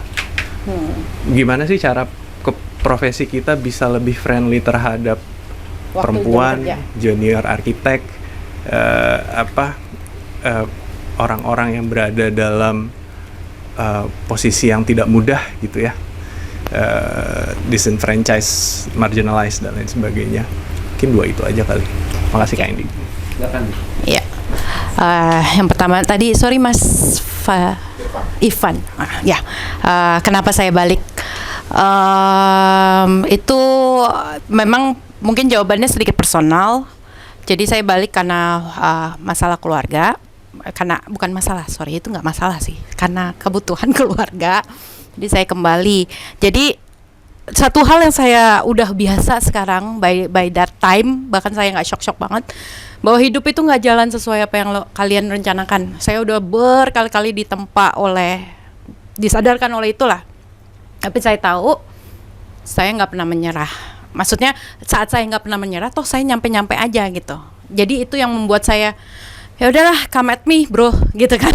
Gitu. Jadi waktu saya akhirnya harus balik ke Jakarta, saya pikir oke, mungkin saya disuruh break dulu nih, karena udah kerja 15 tahun dan menyambung ke Prima itu kerjaan yang nggak mudah, pulang jam 4 pagi. Bahkan saat saya udah di posisi associate director pun kita masih seperti itu. Bos saya yang owner pun masih sampai jam 4. Jadi saya pikir oke, break gitu kan. Tapi break 3 bulan stres bro, gitu kan. Jadi saya makanya mulai cari lagi. Tapi again, it's not planned. Jadi seperti saya bilang, saya nggak rencana buat ini. But it's okay, we'll just have to face it and move forward. Ya nggak? Terus tadi, sorry aku mungkin kurang jelas nanya tentang karakter design atau pattern of working dari pattern of working. Buat saya itu pattern of working itu selalu adalah saya harus tahu apa yang akan saya lakukan 5 steps ahead gitu. Jadi saya tahu nih abis ini saya akan ngapain. Itu yang membuat saya bisa ngeplan, bisa masalah proses itu yang tadi saya bilang kayak tools, terus proses pengerjaan gitu, udah bisa saya compartmentalize. Jadi saya bisa fokus ke hal-hal yang desainnya. Jadi misalnya saya tahu nih, kita mau ada presentasi tanggal segini. Di kepala saya udah bikin tuh step pertama ini, step kedua ini, step ketiga ini. Jadi step-stepnya udah ada. Saya bagi waktu kerja saya dengan tim.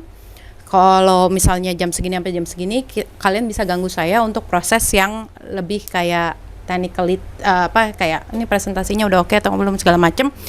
Sisanya saya pakai buat fokus sama karena saya masih suka men-tweak desain sendiri ya, karena nggak tahu saya nggak bakat atau apa ya pakai imajinasi. Jadi saya lebih suka langsung dari SketchUp-nya atau oret-oret gitu. Jadi saya butuh waktu dari 1 hari itu setengah untuk eksekusi, setengah untuk berpikir. Tapi nggak cuma tentang hari itu ya, jadi udah ada tuh plannya. Jadi itu yang membantu saya untuk bisa ya gitulah, produktif lah istilahnya, tapi juga tetap menghasilkan karya yang baik karena saya adil terhadap prosesnya gitu. Membantu nggak? Ya. Terakhir Prima. Mas Prima, pertanyaan pertamanya itu adalah tentang perempuan di karir. Saya ingat banget ya, bukan ingat, di salah satu meeting tuh saya pernah dikomenin gini, saya lihat-lihat kamu ini berat badannya tambah naik ya, atau saya lihat-lihat kamu ini kayaknya udah waktunya punya anak ya, gitu, oleh klien. Jadi hal-hal seperti itu udah biasa gitu, bahwa klien itu basa-basinya sama kita. Aku nggak tahu ya kalau laki-laki tuh basa-basinya gimana ya, maksudnya apa sih yang kalian omongkan saat sebelum mulai project gitu, karena kebanyakan itu kalau saya ada di dalam ruangan, orang-orang akan fokus basa-basi sama saya gitu, yang anomali di ruangan itu. Tapi gimana cara saya mengakomodir itu adalah again, I don't respond the way they want to respond gitu. I respond the way I want gitu. Jadi saya mengalihkan pembicaraannya ke hal-hal yang penting gitu, ke hal-hal yang lain. Dan pada akhirnya mereka berhenti bertanya seperti itu gitu. Jadi for me, I learned the first few meetings is the hardest one. Karena again harus ngelewatin proses itu. Tapi saya tahu nantinya akan berubah kok. Kenapa? Karena mereka udah lihat saya gitu. Udah lihat bahwa ada banyak hal penting yang bisa dibicarakan dengan saya gitu, daripada hal-hal yang sifatnya domestik atau fisik seperti yang sering dikaitkan ke para wanita gitu. Terus dengan saya perempuan, apa yang membantu dari karir saya? Mendengarkan sih, entah gimana, karena saya perempuan, saya lebih bisa mendengarkan gitu. Dan mengontrol ego saya. Bukan berarti saya nggak punya ego ya, saya punya ego, tapi saya tahu masuknya kapan gitu, untuk memperjuangkan sesuatu yang saya anggap benar atau lebih baik. Jadi nggak kayak panas dibalas gitu nggak ngotot-ngototan gitu. Karena saya sering banget ngelihat bos-bos saya atau lingkungan saya semuanya kebanyakan laki-laki gitu. Arsitek waktu itu di tim BM itu yang di arsitektur ya paling cuma 2 gitu, sedikit gitu. Jadi di meeting tuh bisa kelihatan banget bedanya gitu. Bagaimana cara kita mengconvince klien untuk desain kita. Jadi buat saya itu kekuatan. That's my strength gitu. Bahwa saya bisa mendengarkan mereka dan bisa dengan mendengarkan saya tahu nih, oh ini momen masuknya di sini nggak usah pakai urat gitu. Kita masuknya lewat sini. Ya walaupun pada akhirnya kadang kita mesti pakai urat sama orang-orang tertentu gitu, tapi nggak semua sih. Tentang lembur ya itu sebenarnya saya juga masih belajar sih Mas Prima tentang lembur dan segala macam, karena jujur aja bahkan saat saya sekarang lagi mulai menjalani sendiri gitu, saya lebih suka kerja setelah jam 11 gimana ya, kayak otaknya gitu nggak jalan gitu kalau pagi gitu. Jadi kalau pagi tuh saya banyaknya baca email atau kayak preparasi gitu, dan baru mulai panas saya diesel kali ya, mobil diesel gitu, panasnya lama. Tapi iya ya, wah udah mendekati jam 6 nih gitu kan, pressure. Tapi yang saya tahu, yang saya pelajarin adalah jangan overthinking. Itu sih yang membuat bahwa sebelum kita bisa maju lagi, kita harus diskusi dulu. Jadi kadang tuh ya yang saya lihat kalau di sebelum-sebelumnya, kenapa kita lembur, karena ide kadang baru datang jam 11 malam dari bos, ya kan, atau dari siapalah, atau dari bahkan dari kita, yang membuat kita merasa oh meetingnya besok jam 10, aduh kasih nggak ya gitu kan, segala macam. Kalau nggak diupdate nanti kliennya nggak tahu kalau saya udah nyampe sini prosesnya gitu kan, jadinya dilemburin. Tapi menurut saya overthinking yang seperti itu mungkin bisa jadi bahan diskusi, jadi nggak perlu harus diganti dulu gitu. Kita bisa siapin sketsa yang mudah atau apa, nggak perlu loh ojok-ojok diri gitu, menunjukkan penampilan biar gimana, toh kliennya juga akhirnya cuma ngeliat 5 detik.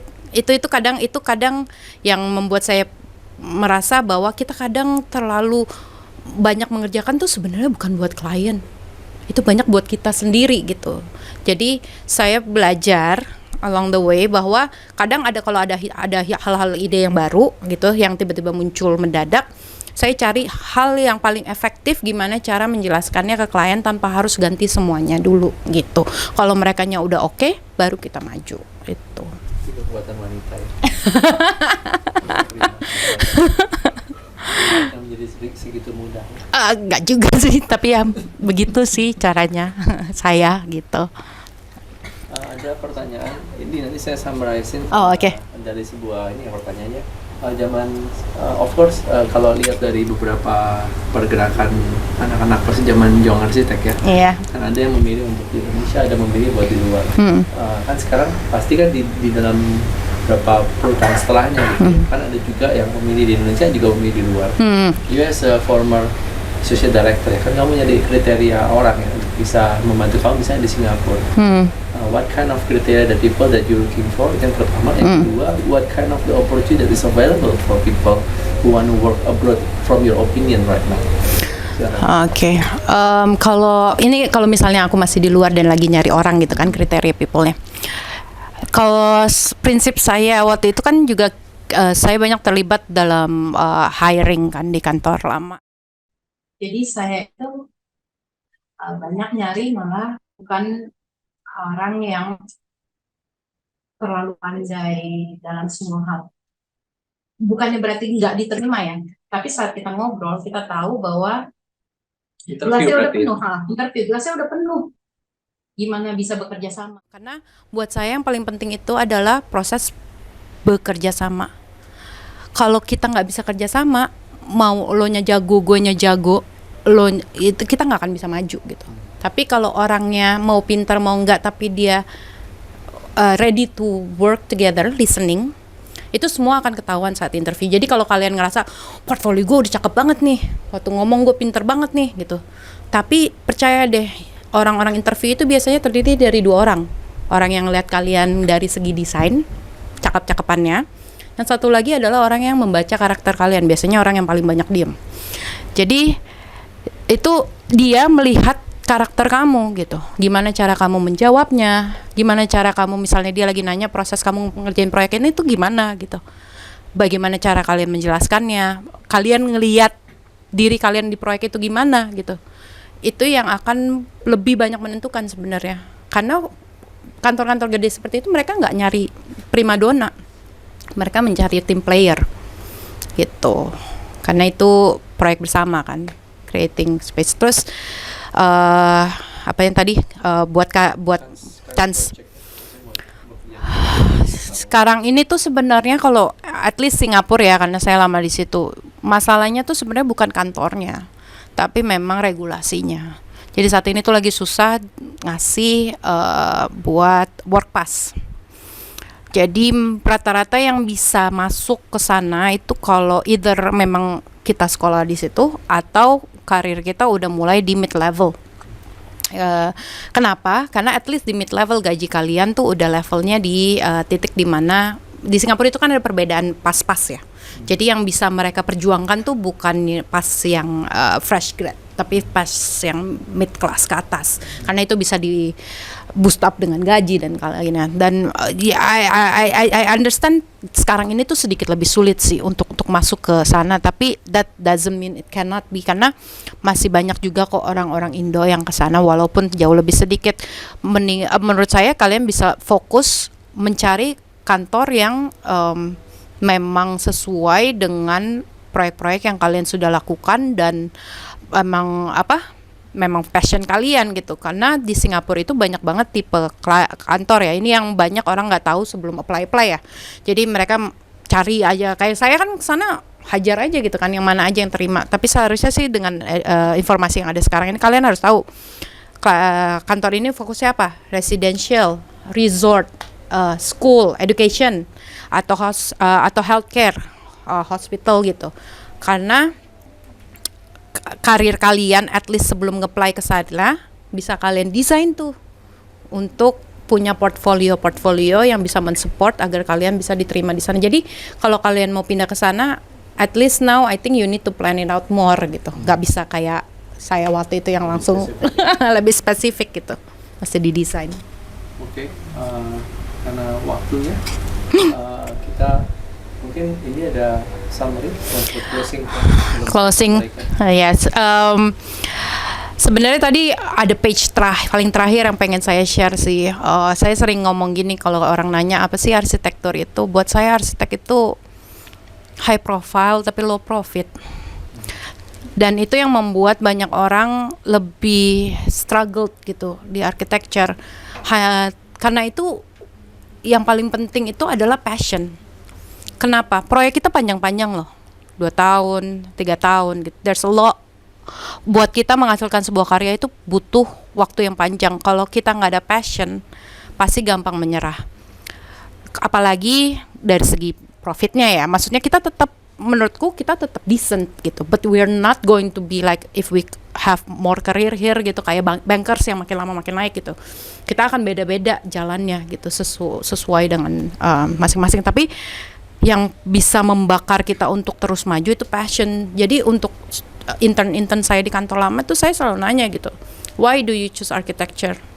Setelah kamu 2 tahun di sini, apakah kamu masih passionate gitu? Kalau enggak, mendingan nggak apa-apa, udah keluar aja. Maksud saya bukannya mau kasar gitu, tapi if you're just doing it because I'm halfway, I don't think that will be fair to your life. Karena architecture itu animal yang berbeda gitu, butuh bahan bakar passion yang sangat besar. Hanya passion yang bisa membuat kita terus maju gitu. Oke, terima kasih. Ini kita kasih applause ya. Saya summary-kan hari ini punya kesimpulan ya, dengan apa yang saya bisa. Yang kita belajar dari Indi bahwa opportunity coming when the threat is around. Yeah. Terutama begitu ada pergantian di dalam personil di dalam sebuah tim arsitektur, di mana itu hal yang wajar-wajar saja terjadi. Pergantian itu terjadi dari level yang paling bawah sampai pun level yang paling atas. Terjadilah penyatuan, terjadilah perceraian. Itu hal yang biasa dalam bisnis. Jadi tidak perlu dianggap terlalu personal, tetapi begitu hal tersebut terjadi, muncullah kesempatan. Nah, dari situ I think that you are a good trainer, gitu ya. Karena untuk membuat hal seperti itu, pressure menjadi sebuah performance is not easy. Butuh sebuah mekanisme di mana kembali dari sesi depresi dan kemudian mulai untuk menyelesaikan masalah. Nah, dari situ sebenarnya kita bisa tahu bahwa ada mekanisme untuk bertahan hidup. Dan mekanisme itu terjadi begitu kita kembali dari apa yang namanya situasi yang penuh dengan ancaman. Nah, di situ menurut saya kita juga belajar di sini bahwa architecture is psychological, ya. Ada pressure tadi di highlight oleh Prima bahwa to be a woman that you try to perform, ada mechanism of actualizations gitu ya. Dan pada akhirnya ya nggak dianggap juga mungkin sama Indi karena it's not the case. I have my vision gitu ya. I think tadi ada pertanyaan-pertanyaan seperti bagaimana bekerja di Singapura dan there are many opportunity available. Contohnya adalah Indi seperti ini ya, sampai menjadi associate director ya. Itu luar biasa sih. Nggak gampang untuk menggawangi sisi bisnis di Singapura ya. Karena kalau level segitu pasti ada sisi teknikal, sisi bisnis, sisi services ya. Betul sekali. Nah, habis itu menurut saya keyword yang paling penting di sini tadi berulang kali diberikan supaya harus mendengarkan dan menurut saya itu adalah kekuatan empati.